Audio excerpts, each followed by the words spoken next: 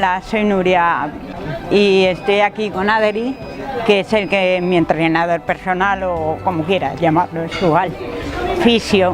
Entonces yo tengo una enfermedad rara, aún no la han localizado, y entonces tengo un problema que tengo mucho temblor en el lado izquierdo.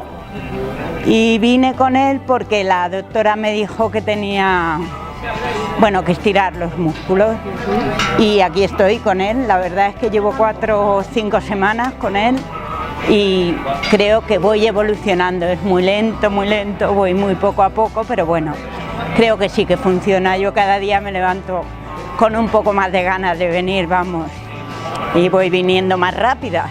También eso se nota, porque iba muy lenta. Y nada, estoy encantada con él.